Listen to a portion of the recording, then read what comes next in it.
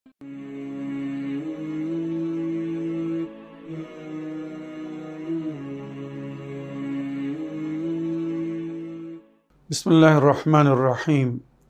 আমার প্রিয় দর্শক ও শ্রোতাবৃন্দ, আসসালামু আলাইকুম ওয়া রাহমাতুল্লাহি ওয়া বারাকাতুহু। সর্বপ্রথম আপনাদের সকলকে আমাদের ইউটিউব চ্যানেল ইসলাম ইন বাংলায় স্বাগতম জানাই। আজ 16ই রমজানুল মুবারক, সুতরাং সর্বপ্রথম আজকের দিনের দোয়া পড়ব ও তার তর্জমা করব। তারপরে আজকের রাত্রে কত রেকাত নামাজ পড়তে হবে, কিভাবে পড়তে হবে সেটা উল্লেখ করব। অবশেষে আজকের দিনের ইভেন্টস বা ইমামে হাসান আলাইহিস সালামের সলহনামা নিয়ে কিছু আলোচনা করব। তো আসুন সর্বপ্রথম আজকের দিনের দোয়া পড়ি ও তার ব্যাখ্যা করি। বিসমিল্লাহির রহমানির রহিম। আল্লাহুম্মা ওয়াফিকনি ফিহি লিমুওয়াফাকাতিল আবরার وجنبني فيه مرافقة الأشرار وآويني فيه برحمتك إلى دار القرار بإلهيتك يا إله العالمين। হে আল্লাহ রব্বুল আলামিন, আমাকে তৌফিক দান করুন, আমি যেন আজ ভালো মানুষদের সাথী হতে পারি, ভালো মানুষদের সঙ্গী বা সাথী হতে পারি। ওয়াজান্নিবনি ফিহে মুরাফাকাতুল আশরার, আর যারা বদমাইশ, যারা কুকর্মী, অসভ্য, তাদের সঙ্গত থেকে যেন আমি দূরে থাকতে পারি।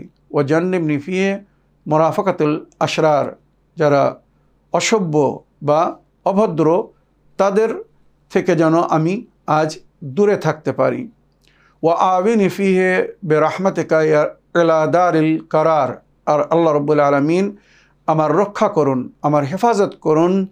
দারুল কারার মানে পরকাল, আখিরাত পর্যন্ত পৌঁছানোর আগ মুহূর্ত পর্যন্ত আমার হেফাজত করুন। অর্থাৎ আমি যেন পথভ্রষ্ট না হই বা শয়তান আমাকে যেন পথভ্রষ্ট না করে দেয়, আমি যেন খারাপ পথে না যাই, কুপথে না যাই, কুকাজ না করি। আল্লাহ রাব্বুল আলামিন আমাকে আশ্রয় দিন, আমার হেফাজত করুন পরকাল পর্যন্ত, যাতে এই দুনিয়ায় আমি কোনো অশোভনীয় কাজ না করি, কোনো গুনাহ বা কোনো পাপ না করি। বে ইলাহিয়াতিকা ইয়া ইলাহাল আলামিন, আপনি সারা বিশ্বের এলাহ মাবুদ আল্লাহ রাব্বুল আলামিন, আপনার বান্দিগির মাধ্যমে আমাকে নিজের আশ্রয় নিন। আমি আপনার বান্দা হয়ে জীবনযাপন করতে চাই, শয়তানের বান্দা যেন না হয়ে যাই। আল্লাহ, আপনি পুরো বিশ্বের প্রতিপালক, পুরো বিশ্বের প্রভু। আল্লাহ, আপনার এই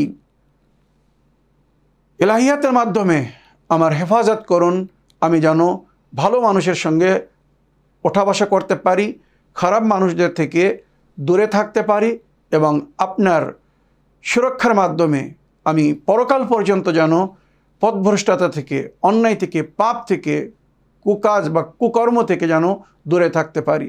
আল্লাহ, আপনি আমার মাবুদ, আমার রক্ষা করুন, আমার হেফাজত করুন। আল্লাহ রাব্বুল আলামিন আমাদের সকলের পক্ষে আজকের দোয়াকে কবুল করুন। এবারে আজকের রাত্রের নামাজ বলবো। আজ 16ই রমজান, তো দিনগত রাত হবে 17ই রমজানের রাত। আজকের রাত্রে 2 রেকাত নামাজ পড়তে বলা হয়েছে। প্রথম রেকাতে সূরা আলহামদের পরে যে কোনো সূরা মুখস্থ যেটা আছে আপনার পড়তে পারেন। সূরা আলহাম একবার আর কোনো একটা মুখস্থ সূরা পড়বেন।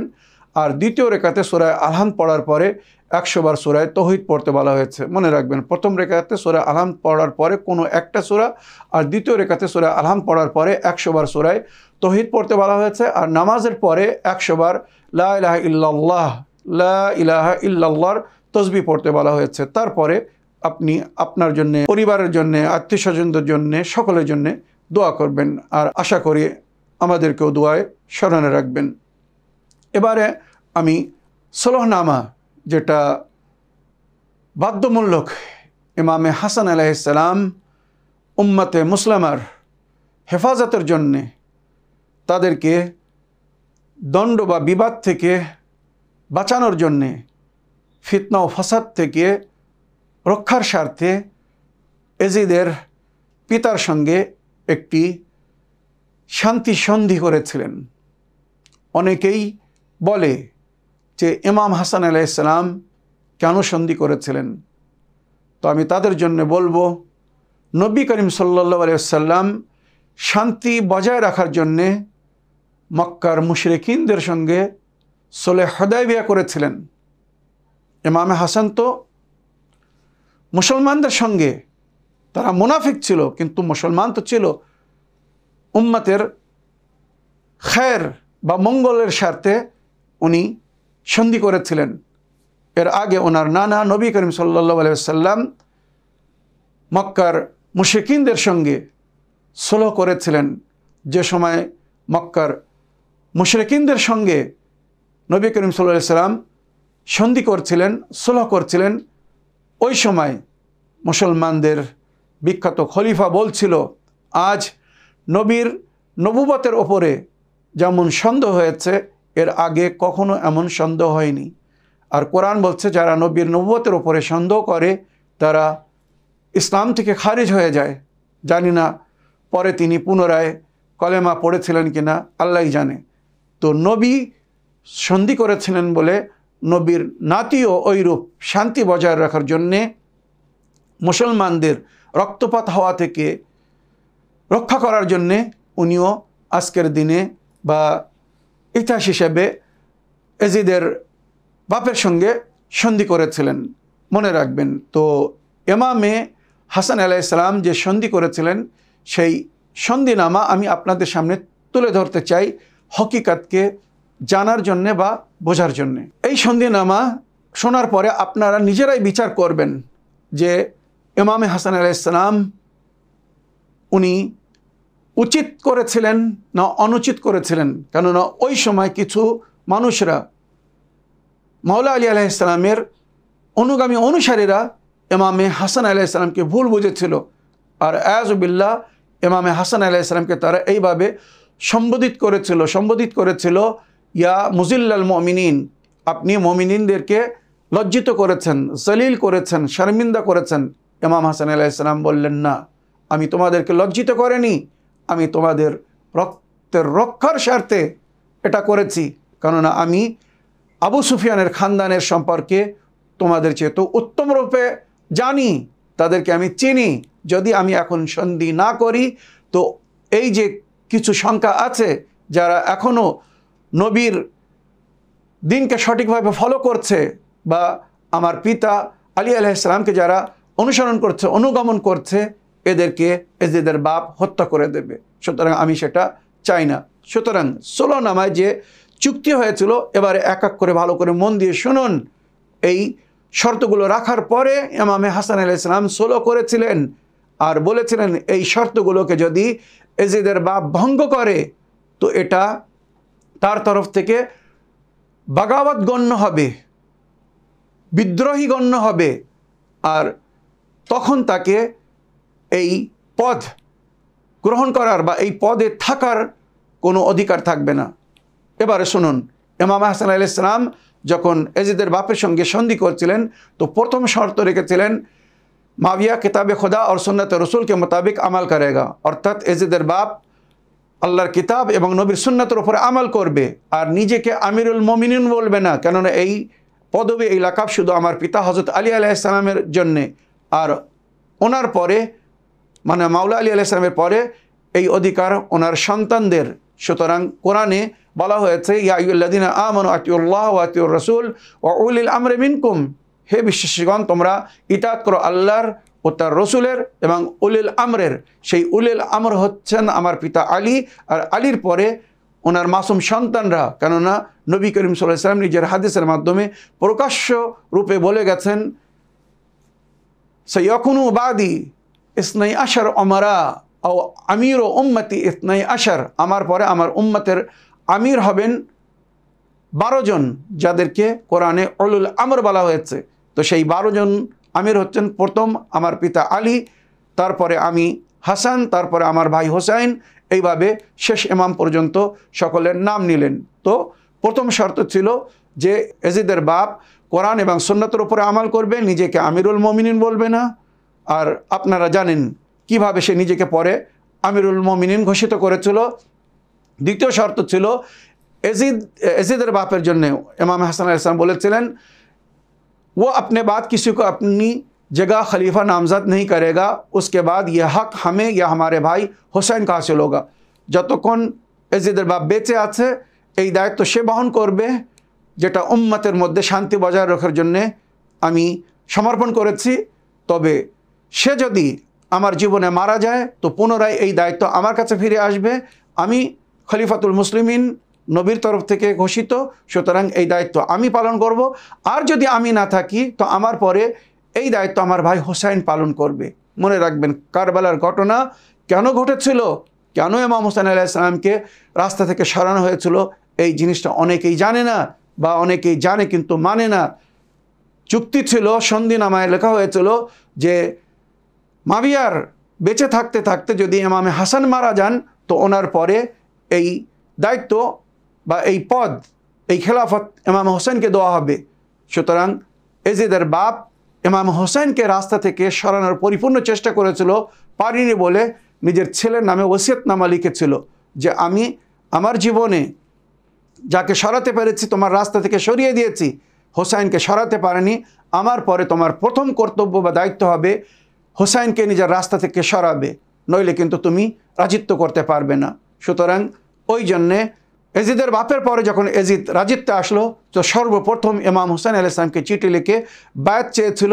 তার মানে ইমাম হুসাইন যদি আমার বায়াত করে নেয় আমার রাজিত্ব লিগাল, আমার খেলাফতি লিগাল হবে। আর ইমাম হুসাইন যদি আমার বায়াত না করে তাহলে এটা ওনার হক, ওনার অধিকার, ওনাকে ফিরিয়ে দিতে হবে। সুতরাং ইমাম হুসাইন আলাইহিস সালামের কাছে বায়াত চেয়েছিল, আর বায়াত যদি না করেন তাহলে ওনাকে যেন হত্যা করে দেওয়া হয়, এইভাবে মদিনার গভর্নরকে চিঠি লিখেছিল। তৃতীয় শর্তে ইমামে হাসান আলাইহিস সালাম রেখেছিলেন সোলনামায় যে হজরত আলী আলাইহিস সালামকে যে বিদ্রূপ কথা বলা হচ্ছে, হজরত আলী আলাইহিস সালামের উপরে কোনো প্রকারের সব্য শেতাম করা হবে না, গালিগোলজ করা হবে না। এই এজিদের বাপ 40,000 মেম্বার থেকে বা রওয়ায়াত হিসেবে 70,000 মেম্বার থেকে প্রায় 40 বছর মাওলা আলী আলাইহিস সালামের উপরে সব্য শেতাম করেছিল। মোল্লারা নিজের দিন ইমান বিক্রি করে দিয়েছিল। 100 হিজরিতে যখন ওমর ইবনে আব্দুল আজিজ রাজিত্ব লাভ করেছিল তখন মাওলা আলী আলাইহিস সালামের উপরে গালিগোলজ বন্ধ করিয়েছিল। মনে রাখবেন এটা ছিল বানু উমাইয়ার কাজ, যেটা শুরু করেছিল এজিদের বাপ। যেখানে সাধারণ মুমিনকে গালি দিলে নবী করিম সাল্লাল্লাহু আলাইহি ওয়াসাল্লাম বলেছেন সে ইসলাম থেকে বাইর হয়ে যাবে। নবীর সাহাবীকে, নবীর খলিফাকে যদি কেউ গালি দেয় তার ঠিকানা কি হবে একবার ভেবে দেখুন। আজ উম্মতে মুসলিমা ইনসাফ করে বলুক, সাহাবীকে যদি কেউ গালি দেয় সে মুসলমান থাকবে? কখনো না। তাহলে মাওলা আলী আলাইহিস সালাম নবীর সাহাবী ছিলেন না? ওনাকে যারা গালি দিয়েছিল তারা মুসলমান ছিল? একবার ভেবে দেখুন। মাওলা আলী আলাইহিস সালামের সম্পর্কে বিদ্রূপ কথা বলবে না, আর হজরত আলী আলাইহিস সালামের অনুগামী অনুসারী শিয়ারা বিলাদুশ শাম, ইরাক, ইয়ামান, হেজাজ যেখানে আছে, ফারাস, তাদের জান, মাল, ইজ্জত, আবরুর রক্ষা করবে, তাদের সম্মানকে আঘাত না করে, তাদের কোনো ক্ষতি না করা হয়। তাছাড়া খানদানে রেসালাত মানে মাওলা আলী এবং ওনার সন্তানাদিদেরকে যেন কোনো প্রকারের কষ্ট না দেওয়া হয়, তাদের সম্মানকে আঘাত না করা হয়, আর তাদের হক যেন তাদেরকে দেওয়া হয়, যেটা বাইতুল মাল থেকে বা খুমুস আলে রসুলের হক, যেটা তাদেরকে যেন দেওয়া হয়। আর তাদের বিরুদ্ধে প্রকাশ্যরূপে বা গোপনে যেন কোনো প্রকারের ষড়যন্ত্র না করা হয়। এটা সন্ধিনামায় লেখা ছিল যে এজিদের বাপ আহলে বাইতের বিরুদ্ধে কোনো প্রকারের ষড়যন্ত্র করবে না, না প্রকাশ্যরূপে না গোপনে, কিন্তু যেটা করেছিল আপনারা জানেন। আর ইসলামী মামালিক বিশেষ করে বিলাদুল মুসলিমিন, ইরাক, ইয়ামান, হেজাজ, মুলকে রায়ে, এই সমস্ত দেশের খাজানা আহলে বাইতকে দেওয়া হবে। কেননা আহলে বাইত আলুল্লাহ, আর সমস্ত বান্দারা আয়ালুল্লাহ। তো আয়ালুল্লাহর খেয়াল আলুল্লাহ রাখবে। আল্লাহর আল বলা হয়েছে, মক্কার জমিনে এনারা বসবাস করতেন বলে এনাদেরকে আলুল্লাহ বলা হয়েছে। তো এইভাবে সন্ধি করা হয়েছিল যে এজিদের বাপ আহলে বাইতের হক আহলে বাইতকে দিতে থাকবে, আহলে বাইতের চাহনেওয়ালাদেরকে, মান্যওয়ালাদেরকে কোনো প্রকারের আঘাত করবে না, ক্ষতি করবে না। কিন্তু এজিদের বাপ এর মধ্যে কোনো একটা চুক্তির রক্ষা করেনি, সমস্ত চুক্তিকে সে ভঙ্গ করেছিল। তাই ইমাম হাসান আলাইহিস সালাম বলেছিলেন এই যে চুক্তি এই যে সন্ধি হচ্ছে আর এতে যে শর্ত রাখছি, এগুলোকে যদি ভঙ্গ করা হয় তার মানে বিদ্রোহতা গণ্য হবে, সে বিদ্রোহী করবে, আর তখন তাকে ওই পদে থাকার কোনো অধিকার থাকবে না। নবী করিম সাল্লাল্লাহু আলাইহি ওয়াসাল্লাম এজিদের বাপের সম্পর্কে আগেই বলেছিলেন, জানাবে আম্মারকে ওসিয়াত করেছিলেন, জানাবে আম্মার ইয়াসিরকে সম্বোধিত করে বলেছিলেন, ইয়া আম্মার তাকতুলুকা ফিআতান বাগিয়া, আম্মার তোমাকে এক বিদ্রোহী দল হত্যা করবে, কাতল করবে, যারা ইসলাম থেকে বাইর হয়ে যাবে।